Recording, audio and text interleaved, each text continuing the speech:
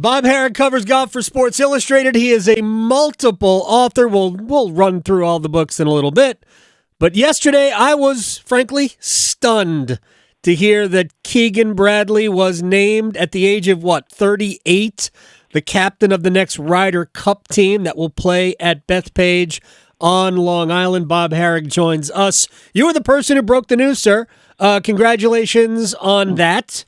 And quickly, your thoughts on Keegan Bradley, who I know we're recording this before the show. There'll be a press conference right about noon to formally announce him. But your thoughts on Keegan Bradley as the, I think, surprise captain of the U.S. side? No question it's a surprise. I mean, as I was hearing about it myself, there was nobody that was on that idea. Like, it wasn't speculated about. He wasn't one of the names. You know, you obviously we had all thought that Tiger it was his if he wanted it. But if it wasn't Tiger, who was out there? And, you know, there was a bunch of names thrown around, Stuart Sink and Fred Couples and, you know, maybe David Duval or past captain like Steve Stricker, or, you know, nobody was talking about Keegan Bradley. I mean, it wasn't on anybody's radar. When I first heard about it, actually, I heard about it briefly last week, and I dismissed it. I just didn't think there was anything to it. First of all, we hadn't been officially told that Tiger was out. Right. I thought that might be the case. But this is like a seismic shift from the way they've been doing it for the past decade, where you nurtured guys along. Mm-hmm. I mean, there's been so much chatter about the Ryder Cup and, they need to blow it up. I mean, the bottom line is they've won 2 Ryder Cups since they changed everything by blowouts. Yeah. They were just at home. They've not won on the road for 30 years. The fact of the matter is what they were doing was actually working. I mean, they kick ass in the President's Cup, which is part of this. Yeah. And you know, so this is a little bit of a risk, although where I support it is their pipeline has sort of run out. The idea was to nurture guys to be future captains. Well, who was an assistant last year that you would say would be a future captain? The only one was Stuart Sink, and he hadn't been involved in the Ryder Cup in 13 years. Yeah. So, you know, this is a little bit out there, but I think we need to see how this one goes. Well, there's a lot of things that got in the way. Bob Harig from Sports Illustrated is joining us here in the Adam Gold Show. A lot of things got in the way of the U.S. And their plans, because if we go back, let's just say 2.5 years, the plan was not for Tiger Woods to be the captain here. It was for Phil Mickelson to be the captain here. And I don't know why the PGA of America holds a grudge, but it could have easily been Phil. They could have gone to Phil, since the PGA of America and the PGA Tour are not the same. But we all understand that Mickelson has been in many ways the number one disruptor of the current state of professional golf in the United States. So I guess that's why he's not part of this. And then my question about Tiger is that, did this just not fit because Tiger is heavily involved in the public investment fund PGA Tour negotiations?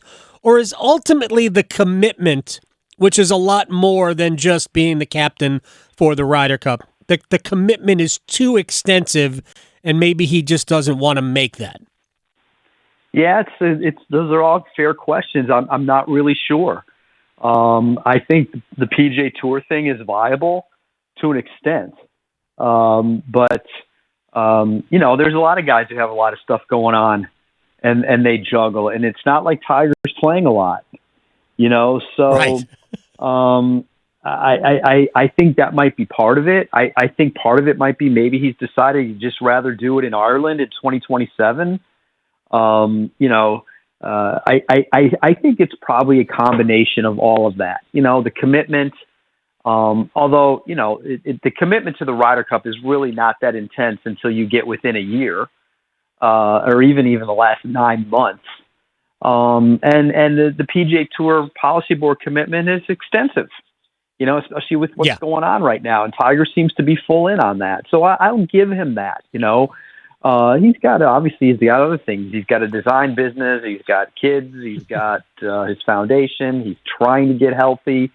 So, I think we give him the benefit of the doubt Okay. on that. I'll be very curious. He'll talk about it next week I would guess at the Open, and we'll see what he says. But I think where this is a little bit odd is that why did this stretch out for 6 months? I mean, the decision is usually announced in the spring. Right. He started getting asked about it in December, and he was putting it off then. I'm too busy with the PGA Tour stuff. Mm-hmm. Well, I mean, that wasn't going to change. So in other words, so then when you get asked about it in February and April, and the answer is the same, that started to get a little curious. It was like kind of weird. Like, okay, so in a month from now, things will be better. So I don't know. I found that to be a little bit odd. I mean, if he was really, really that concerned about the commitment, he should have probably just taken his name out then. Bob Harig is joining us here. We're going to get to Keegan Bradley. You mentioned a bunch of other names. I've always been curious why Fred Couples has never been a Ryder Cup captain. I think he has been a President's Cup captain like 11 times, it seems. It seems like he's the fallback President's Cup captain. Like Davis Love, twice a Ryder Cup captain. They could have just gone back to him. Maybe he's otherwise not interested. I'm not sure. Bethpage is a great spot. Should be fairly home field advantage-ish for the U.S. playing in New York. But I'm curious about some of those other names because Bradley is so young. He's the youngest captain since Arnold Palmer was a playing captain. I think in the late 60s, early 70s. So when Palmer was like 36, Bradley's 38. I mean, I remember the Netflix special that I watched not that long ago. He was crushed when he was told he wasn't going to be on the team. I'm half hoping, and again, we're recording this before the press conference, I'm half hoping he names himself to the team today. Well, first of all, your thing about Couples is interesting, but, he was President's Cup captain 3 straight times, 09, 11, and 13. And at the time he was doing that, there was no crossover. It was, if you did the President's Cup, you weren't going to be the Ryder Cup captain. There was a wall between the two back then. And, it went the other way. Like long ago, Ryder Cup captains became President's Cup captains, right, like Nicklaus, Palmer. They all became President's Cup captains later on. But at that time, which was sort of the window for Couples in his 50s, early 50s, late 40s, early 50s. He's into his 60s now. He's like 64. Yeah. So, I'm not sure that the Ryder Cup captaincy is for him now. But you're right. He's been an assistant a lot. The players love him. He's both sides. I believe he's an assistant for the President's Cup again this year in Montreal. Right. And so he's got that's the sort of continuity that they like, which is good. If for example, if I were Keegan, I'd bring him on board next year just for that reason. But I just think it passed him by. That's changed now. I mean, Stricker became the first guy to become a Ryder Cup captain after being a President's Cup captain. And I think that's a possibility going forward. But then what did they do? They named Furyk the President's Cup captain. They gave Davis a President's Cup captaincy after he'd been the Ryder Cup captain twice. They went away a little bit from the mandate of the Ryder Cup committee and task force and all that put in place 10 years ago, which was to nurture future captains. Instead, they started retreading them. And all of a sudden you look up and they don't have a lot of candidates. No. And so in that regard, Keegan might make some sense. Hopefully he brings on board, some assistants that, and the whole younger guy thing, does that help? Is it better because he relates to these guys a little bit more because he's playing, he's out there all the time, although Zach Johnson was out there all the time. Yeah. He played a full schedule last year. I'm curious to find out from Keegan. You mentioned he should put himself on the team. I'm curious to find out from him if his goal is to still make the team. Should be. He's certainly at a level where he could do that. Yeah. So I think the whole thing's going to be fascinating. I think what they've done here, give them credit for this. They've given the event a bit of a shot in the arm because it's not a universally accepted decision, but it's an interesting one. And if they'd have given it to Stuart Sink, who's a good guy, and everybody likes. I think it would have but it just would have been a little bit blah. You know, a guy who played in 5 Ryder Cups a long time ago. He was an assistant the last time, but first time in forever, in his 50s.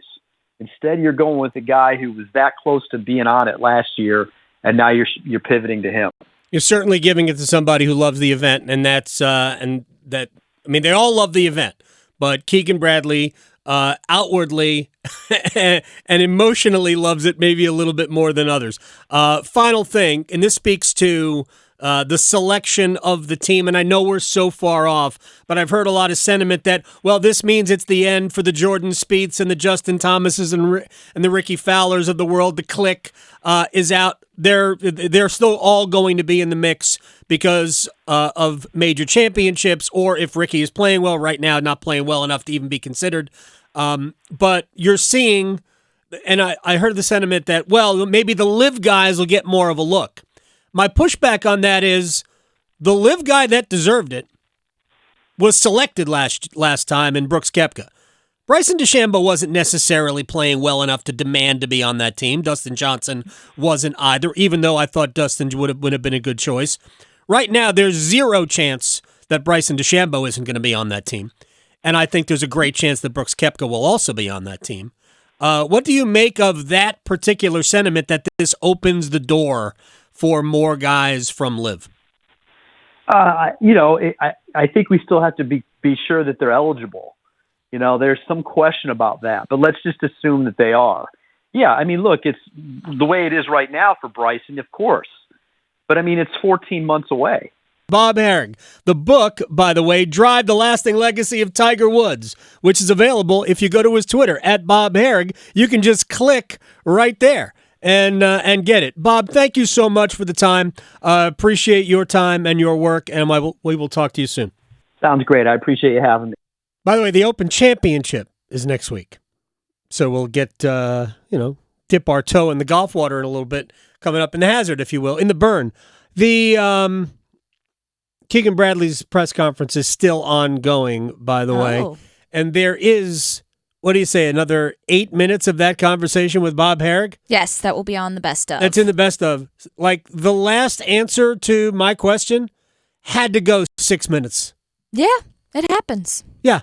We talked about the players who were picked and how many great players who we weren't concerned about played poorly.